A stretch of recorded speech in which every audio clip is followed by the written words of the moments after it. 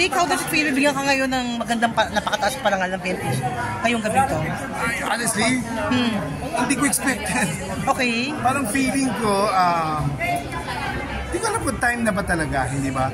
Pero syempre, parang, sasabihin ko to mamaya pero parang feeling ko lang na salamat at nangyari ngayon. Kasi ayoko naman mangyari ito na hindi na ako nakakalakad. Totoo yun, totoo yun. Pero Kuya Dick, kailangan na ba siya? Two questions na lang. Kuya Dick, ano yung mga matutuloy mong highlights po ng career mo? Marami akong highlights hindi ba?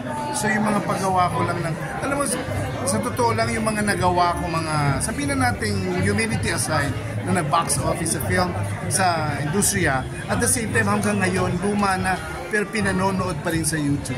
Ito yung mga pelikula na bigyan ng highlight talaga sa buhay. And I think I'm grateful kasi sinuportahan talaga ng tao yun.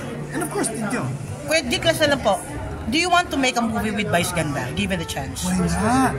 My God, Vice is di ba? Kumbaga, let's face it, Vice is sa ngayon di ba? At ang balita ko pa, yung pa ako natutuwa kay Vice, ang balita ko, gusto na niya ng magseryoso, yung mga magagandang istorya.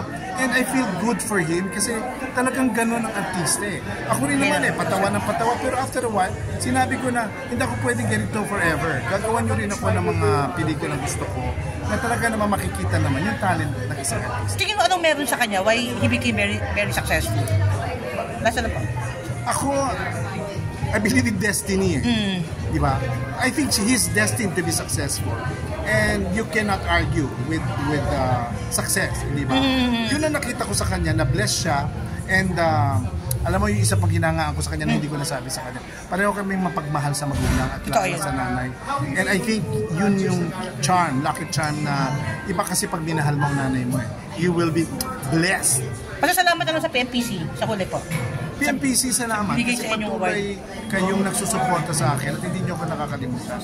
Salamat din sa mga datihan na mga movie writers na nagsusupport na noong pa lang, hanggang ngayon naman.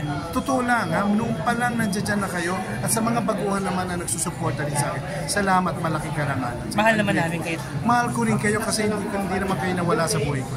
Salamat. Maraming salamat po. Thank you. Congratulations.